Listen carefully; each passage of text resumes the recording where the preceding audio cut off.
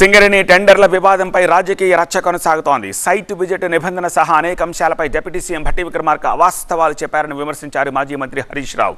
ఈ వ్యవహారంపై కేంద్ర సంస్థలతో దర్యాప్తు చేయించాలని డిమాండ్ చేశారు.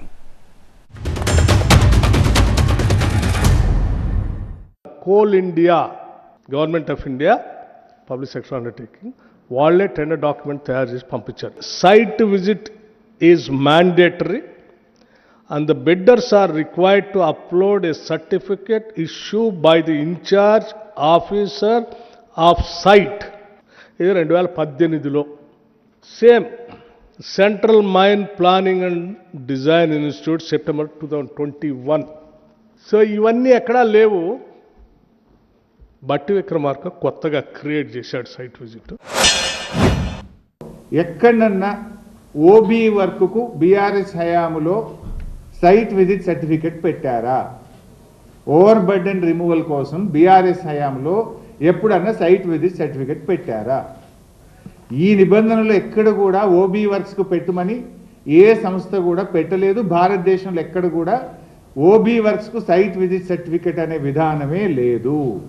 దీన్ని కాంగ్రెస్ ప్రభుత్వం వచ్చిన తర్వాతనే తెచ్చారు. ఈ సుజన్ రెడ్డి ఆయన కంపెనీ సోదా కన్స్ట్రక్షన్స్ ప్రైవేట్ లిమిటెడ్.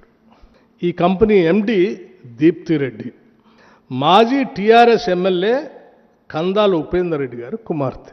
ఆయన అల్లుడే సుజన్ రెడ్డి. ఇప్పటికి కూడా ఉపేందర్ రెడ్డి గారు మీ దగ్గరే ఉన్నాడు. ముఖ్యమంత్రి రేవంత్ రెడ్డి గారికి ఏం సంబంధం అసలు? స్ట్రైట్గా అడుగుతున్న సుజన్ రెడ్డి రేవంత్ రెడ్డి బామ్మర్దా కాదా?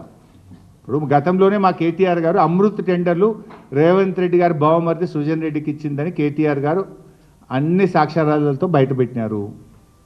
సుజన్ రెడ్డి రేవంత్ రెడ్డికి బావమరిదా కాదా చెప్పమనండి. రేవంత్ రెడ్డిని నేను బావమరిది, మాకు సుజన్ రెడ్డి అనే బావమరిది నాకు లేడు అని రేవంత్ రెడ్డిని చెప్పమనండి.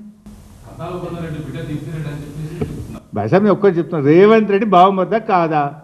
Let Sujan Reddy say or let Revanth Reddy say నేను బావమరిదిని కాదని ఆయన చెప్పమని, నాకు బావమరిది లేడని రేవంత్ రెడ్డి చెప్పమని. 24/7/2022 Naini area Odisha state during a period of 24 months. ఏం చేశారు ఇందులో? Including diesel cost.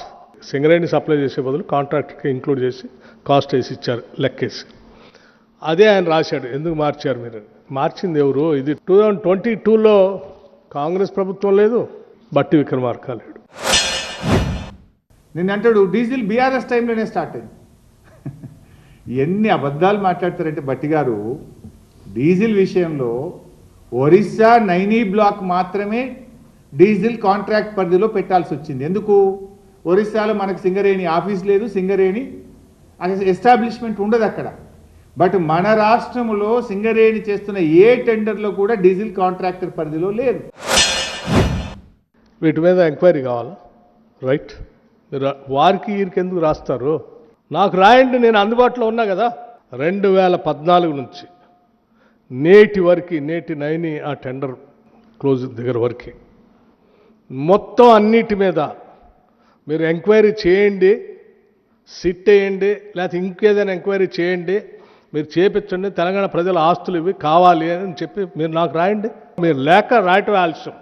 ముఖ్యమంత్రి గారు రాగానే నేనే ఫస్ట్ అపాయింట్మెంట్ తీసుకొని పోయి వారి దగ్గర కూర్చొని వీటన్నిటి మీద ఎంక్వైరీ చేయాల్సిందే.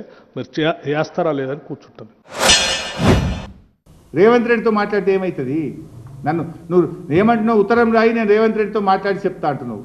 అరే కుంభకోణానికి సూత్రధారి పాత్రధారి అంతా రేవంత్ రెడ్డి అంటే నువ్వు ఆయనతో మాట్లాడటానికి దొంగ చేతికి తాలపు చెల్లించినట్టు కదా.